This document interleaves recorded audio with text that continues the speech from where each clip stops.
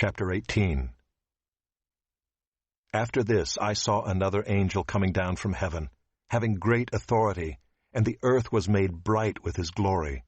And he called out with a mighty voice, "Fallen, fallen is Babylon the Great.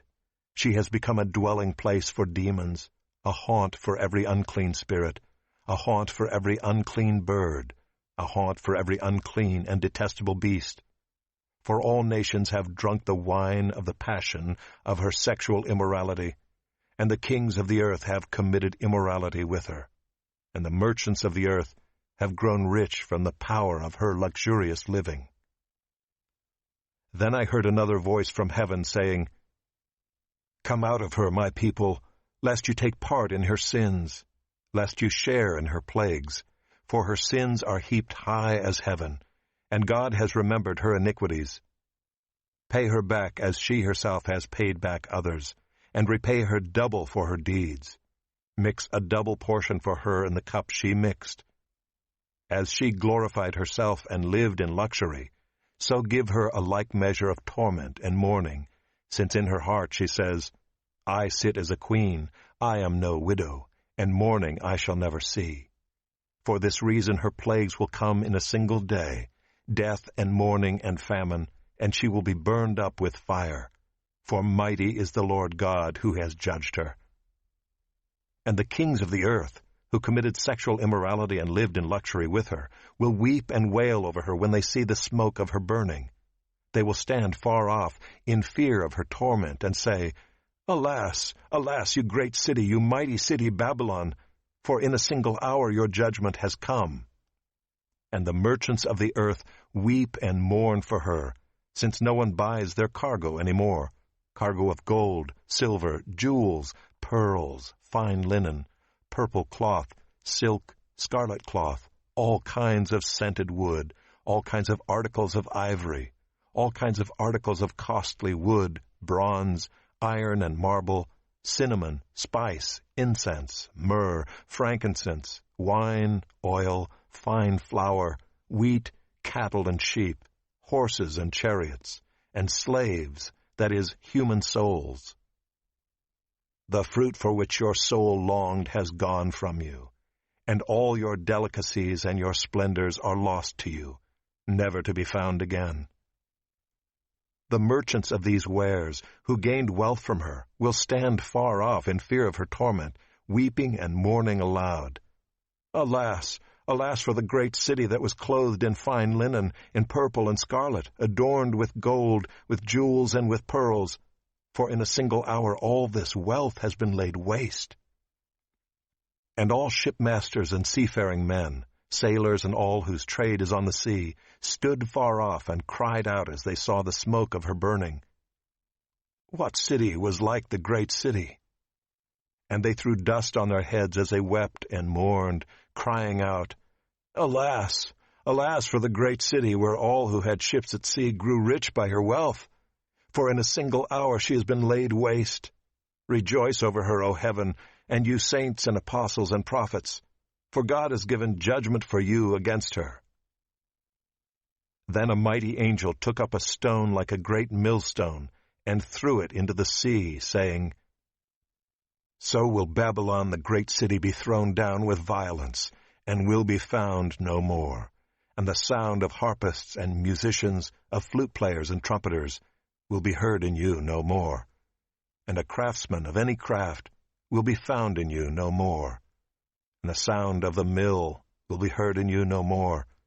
And the light of a lamp will shine in you no more. And the voice of bridegroom and bride will be heard in you no more, for your merchants were the great ones of the earth, and all nations were deceived by your sorcery. And in her was found the blood of prophets and of saints, and of all who have been slain on earth.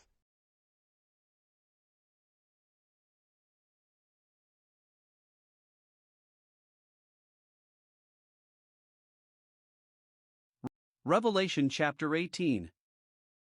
18 verse 1.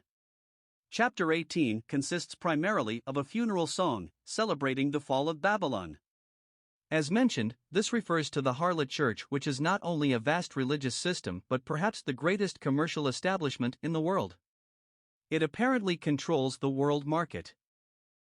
When another angel with great authority comes down from heaven to break the news, it is as if the lights go on. His glory illuminates the earth. 18 verse 2. Babylon the Great has fallen, and its ruins have become the haunt for demons, every foul spirit, and unclean, hateful birds. 18 verse 3. The reason for her fall is the utter corruption she has practiced with the nations and their merchants. She has made all the nations drunk with her passionate fornication. 18 verse 4.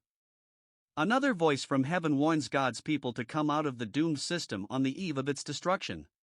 Intercourse with her would mean sharing her plagues. 18 verses 5, 6. Her sins have piled up to heaven, and God has remembered her iniquities, and is lashing out against them. She is to receive double payment for her wicked deeds, not from God's people, but from the angel who is the instrument of his vengeance. 18 verse 7.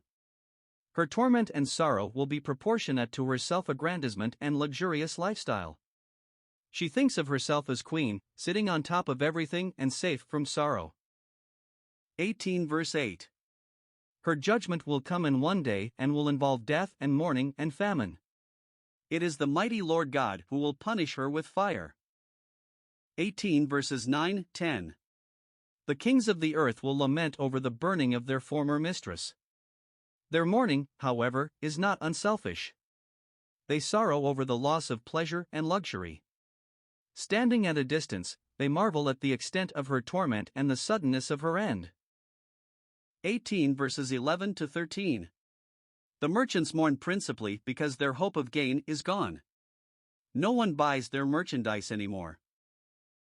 The list of products in which Babylon traded seems to compass world trade: precious metals, jewelry, fabrics, wood, ivory, bronze, iron, marble, spices, perfumes, wine, oil, grains, livestock, chariots, and bodies and souls of men.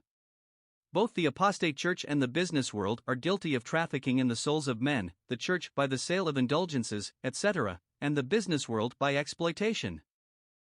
18 verse 14. The businessmen, addressing the fallen system, lament that its hope for profits have vanished, and its riches and splendor have disappeared suddenly and forever. 18 verses 15, 16. Like the kings, the merchants stand aghast, weeping and wailing that such profits were lost in an hour. They recount the former luxury of the city, how the people were finely clothed and adorned with jewels. 18 verses 17, 18. Now all that opulence has suddenly come to nothing, and the threat of a Great Depression hangs low. Those engaged in maritime commerce stand at a distance and cry, "What could ever compare with this great city?" 18 verse 19. They throw dust on their heads, weep and wail over the city that had enriched the world maritime industry and now is ruined in 1 hour. 18 verse 20. But while all these godless tears are being shed on earth, there is great rejoicing in heaven. At last God has avenged his saints, NKJV margin, apostles, and prophets. He has judged Babylon for the way she treated his people. 18 verse 21. A mighty angel throws a stone like a great millstone into the sea, a graphic picture of the final doom of Babylon. 18 verse 22. The sound of its former activities, whether music, manufacturing, or milling, is silenced forever. 18 verse 23. Every light is extinguished and never again will the joy of a wedding be present. Why? Because Babylon's leaders hoodwinked all the nations with their sorcery. 18 verse 24. She was guilty of the blood of God's saints, of all believers who were slain for their faith. Now he is rewarding her in full measure.